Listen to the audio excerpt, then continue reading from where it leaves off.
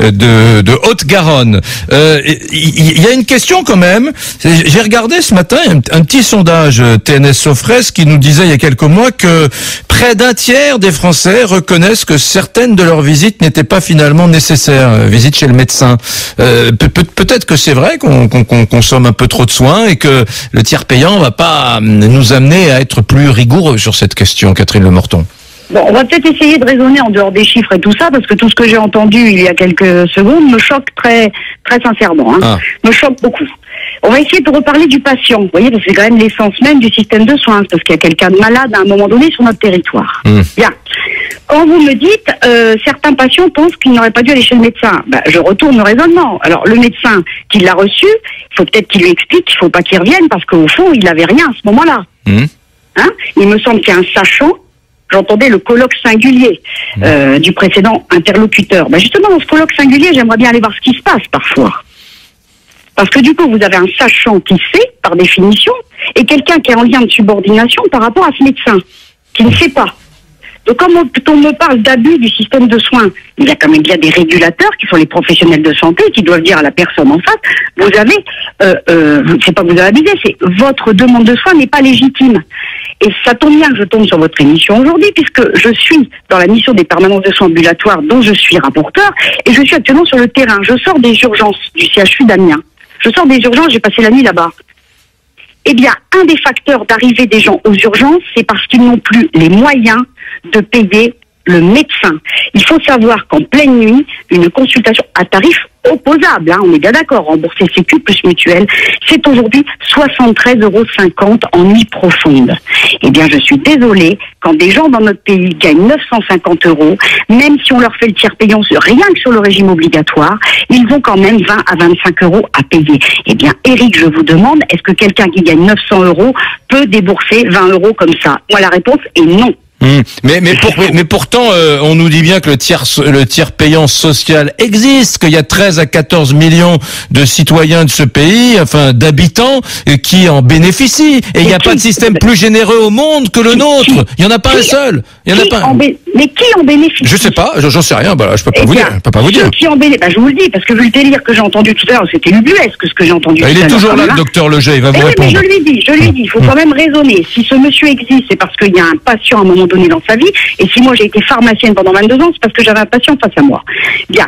Aujourd'hui, qu'est-ce qui se passe? Vous avez les gens qui bénéficient de la CMU complémentaire. À qui on accorde la CMU complémentaire? Est-ce que c'est à Catherine Lemorton ou au médecin que j'ai en face de moi? La vérité, non, ce sont des gens qui gagnent peu leur vie, qui survivent dans notre société. Formidable. Donc c'est juste, c'est bien. C'est normal qu'on leur fasse le tiers payant. C'est normal. Est-ce qu'ils s'abusent plus du système de soins? Non. Il l'a dit lui-même. S'ils vont des fois, parfois, voir plus le médecin, c'est qu'ils sont mal. Quand on est aux minima sociaux et qu'on a la CMU, rassurez-vous, je préfère ma position à la leur. Bien. Ensuite, on a tout focalisé sur l'aide médicale d'État. Ça va, je suis ça dans l'hémicycle toute l'année, avec une droite hyper dure, qui évidemment, toute personne sur notre territoire, s'il est étranger, faut pas le soigner. Je le fais simple, mais on n'a jamais laissé mourir les étrangers en France, même quand l'AME n'existait pas, Catherine Lemorton. Non, mais enfin bon, je sais très bien les débats que je vis hystériques à l'Assemblée nationale là-dessus. Il est irresponsable de laisser sur notre territoire, même si c'est quelqu'un en situation irrégulière, il est anormal de le laisser avec la tuberculose, le sida et l'hépatite sans le soigner. Excusez-moi. C'est une question de responsabilité. Oui, mais on soigne, on a toujours soigné, les médecins soignent, ils les ont jamais laissé mourir personne.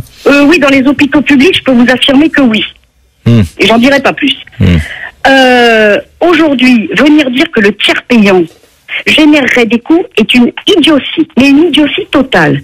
Parce que, soit la personne va indûment chez le médecin et elle y va parce que, je sais pas, elle avait rien d'autre à faire dans sa vie. Moi, je connais pas trop de citoyens qui n'ont rien d'autre à faire dans la vie. Là, Catherine, permettez-moi de vous dire que vous n'êtes pas honnête. Je vous entends, et peut-être que... Mais vous savez très bien que l'âme humaine est complexe, que dans des territoires, qui sont des déserts ruraux, etc. Moi-même, dans ma famille, j'ai connu des gens qui allaient voir le médecin alors qu'ils n'en avaient pas une nécessité absolue. Bon, tout est complexe. Le médecin, il a face à lui quelqu'un. Est-ce que c'est de la faute du patient ou est-ce que c'est la faute du médecin qui continue? Mais Catherine, tout est complexe. Tout est complexe. Le médecin, il a face à... Laissez-moi finir. Allez-y. Les pharmaciens font du tiers payant depuis presque décennies. Oui. D'accord, ils font du tiers payant depuis des décennies. Je suis pas certain qu'ils soient exaltés par le tiers payant d'ailleurs, les pharmaciens, parce que ça va pas très bien. Ça va pas très bien pour eux. Mais attendez, mais moi je suis professionnelle de santé, j'ai été professionnelle, je le suis toujours d'ailleurs, je suis professionnelle de santé parce que j'ai une personne malade devant moi. Mon souci, c'est pas de savoir si je suis bien dans ma vie, moi, et si je suis, c'est de savoir si le patient, la personne sur notre territoire est bien soignée et peut accéder au système de soins. Ah bah si. Non, mais si votre officine ferme à cause du tiers payant, vous aurez le droit de protester. Ne ferme pas les pharmacies, ne ferme pas avec le tiers payant, puisqu'elle gère du tiers payant depuis très longtemps. Oui, mais ça va pas très fort en ce moment. Et il n'y a pas, mais c'est pour d'autres raisons, pas le tiers payant. Pas le tiers payant, justement. Ne vous trompez pas de débat, je connais par cœur, si vous voulez, je vous fais une thèse là-dessus. Les infirmiers, les kinés, certains font du tiers payant. Les centres de santé font du tiers payant. Ça les met en difficulté, le tiers payant, les centres de santé, mais ce sont des médecins salariés. Bon. Ouais. Donc le problème, il est différent des libéraux. Aujourd'hui, Marisol Touraine propose le tiers payant. Moi, je dis bravo. Il faut le faire parce que ça permet à des gens d'accéder au système de soins. Je vous dis, je sors des urgences d'Amiens. J'ai vu des gens arriver en disant, je ne peux pas aller chez un médecin, je ne peux pas faire l'avance de l'argent. Non mais c'est quand même, j'entends bien. Ah bah attendez, ça doit être entendu. Sinon, mais ça doit être entendu. Quel est le degré de sincérité des gens qui s'expriment dans une société où tout le monde endosse le statut de victime? La sécurité sociale française, c'est un des dispositifs les plus égalitaires au monde. Catherine Le Morton, les Français qui cotisent sont exemplaires. Ah, on aime bien leur taper dessus parce que s'ils cotisent, c'est qu'ils sont riches. Les Français qui cotisent sont exemplaires. Nous avons un des systèmes les plus égalitaires. Alors, il est loin d'être parfait, mais nous avons un système les plus égalitaires. Vous avez parlé de l'AME. Bon, selon vous, ça doit être un dispositif formidable. La CMU, c'est formidable. Que 13 à 14 millions de citoyens puissent en bénéficier, c'est formidable. Et alors, ça sera jamais l'égalité totale. Il y aura toujours quelqu'un qui dira, oui, mais je n'ai pas accès aux soins. Pardon, mais pour ne pas avoir accès aux soins aujourd'hui, en 2014 en France, il faut parfois être un peu de mauvaise foi. Parce que moi, j'ai autour de moi des gens très modestes, des gens très très modestes, qui se font soigner excellemment dans de grands hôpitaux pour des pathologies très dures, très difficiles, des cancers complexes, et ils ont accès aux soins. Alors quand j'entends il n'y a pas accès aux soins, je suis une victime, je me roule par terre, parfois ça m'agace un peu, parce qu'on est vraiment un pays qui, dans ce domaine, fait le maximum.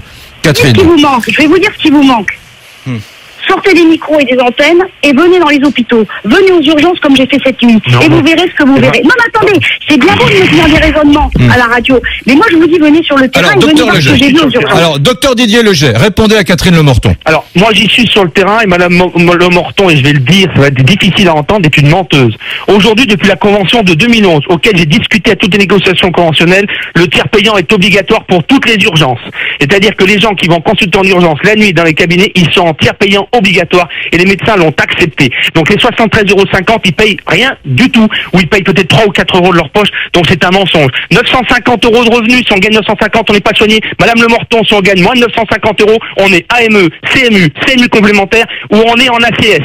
Donc c'est un mensonge. Sous-entendre dans votre propos que les cliniques privées laisseraient mourir des malades, alors que l'hôpital public, on les laisse pas mourir, on les soigne jusqu'au bout, c'est inacceptable et c'est une insulte à la profession libérale. Et moi, Madame Le Morton, les malades, je les vois tous les jours. Je les soigne tous les jours dans mon cabinet. Et nous avons mes confrères en médecine générale et en toute spécialité, nous recevons tous les jours 3, 4, 5, 6 malades qui ont des problèmes de revenus, des problèmes de papier, des problèmes de cartes, et nous les soignons gratuitement avec un dévouement que vous ne connaissez pas. Vous avez abordé dans le sujet tout à l'heure le lien de subordination. Vous êtes en train de dire que vous voulez mettre en place que des malades et les médecins, il y a un lien de subordination entre le médecin et son malade. C'est une insulte à la profession. Il y a un lien de partage, un lien de discussion que nous devons avoir avec eux. Vous êtes en train de dire que la régulation vous permettra de faire des soins gratuités ou je ne sais trop quoi. Vous êtes en train de reconnaître que votre objectif c'est de nous asservir. Vous dites que les centres de santé sont sans difficulté car ils ont des problèmes de tiers payant parce que eux ils ont des médecins salariés. Ce qui veut bien dire que les entreprises qui ont joué le jeu du tiers payant depuis des années, comme les centres de santé, comme les pharmaciens, comme les radiologues, comme les biologistes, comme les infirmières, ceux qui ont joué le jeu du tiers payant sont aujourd'hui asservis à vos indications, vos conditions posées par l'assurance maladie et c'est une insulte à notre indépendance de prescription. Voilà ce que j'ai à vous répondre. Eh bien, ce que vous dites est une insulte aux patients. C'est vous qui mentez. Prenez le rapport de l'IGAS. Le rapport de l'IGAS produit en 2010. Il a été sur Internet, j'invite tous les auditeurs à... Attendez, laissez Catherine Le Morton. Aujourd'hui. Allez-y, Catherine Le Morton. Ce que vous êtes en train de dire, c'est une insulte faite aux gens dans notre pays qui ne peuvent pas avancer 20 € pour se soigner. Et contrairement à ce que vous dites, vous savez que ça existe. Et vous aussi, vous êtes un menteur. Vous aussi, vous êtes un menteur. Non, je ne suis pas un menteur, Madame Le Morton. Je sais qu'il y a des gens qui ont des problèmes de revenus. C'est pour ça que les médecins ont tous accepté le tiers payant social. Je vous invite, Madame Le Morton et tous les auditeurs, à regarder le rapport de l'IGAS sur l'évolution des dépenses au titre de l'aide médicale d'État, publié en 2010. Je vous invite à revoir la générosité des Français qui payent des soins gratuits à des gens qui sont en situation régulière ou irrégulière, qui n'ont jamais cotisé au système.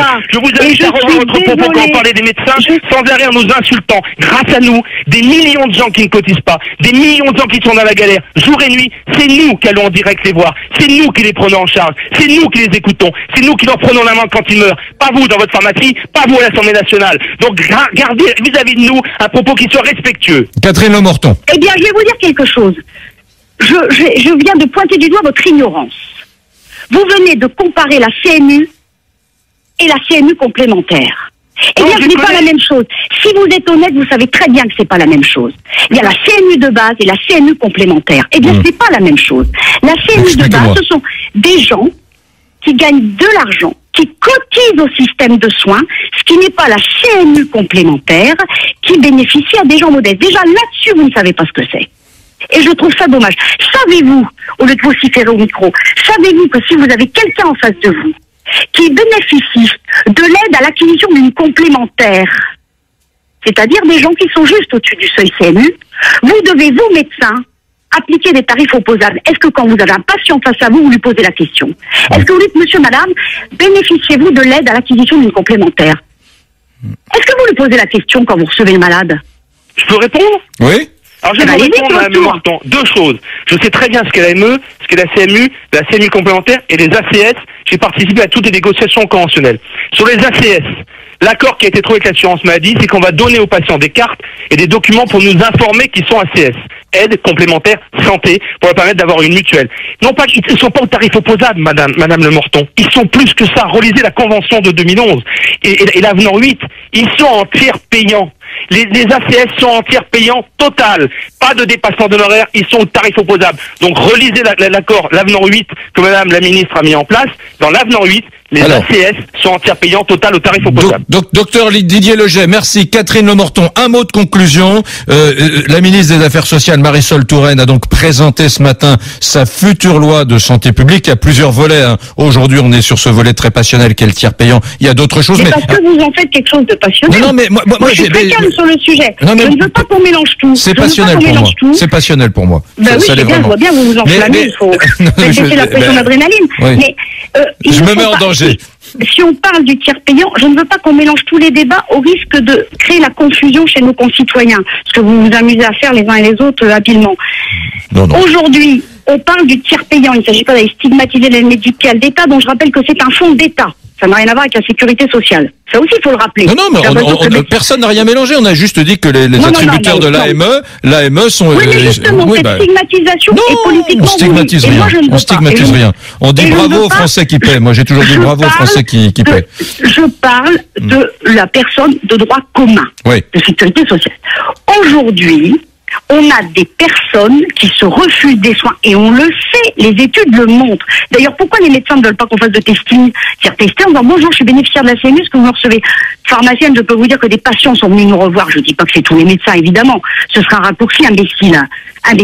Mais il y a des médecins qui, sur notre territoire, et je le sais et j'en ai la preuve, refusent des bénéficiaires de l'aide médicale d'État, mais surtout de la CMU complémentaire. C'est pas à cause de la paperasserie et de la bureaucratisation, parce que c'est terrible. Hein. Mais c'est pas mon sujet, monsieur. Non. Moi, quand je reçois un patient dans ma pharmacie, je sais mais que vous êtes parfaite, Catherine. Non, je suis pas parfaite. Si. Je respecte la loi.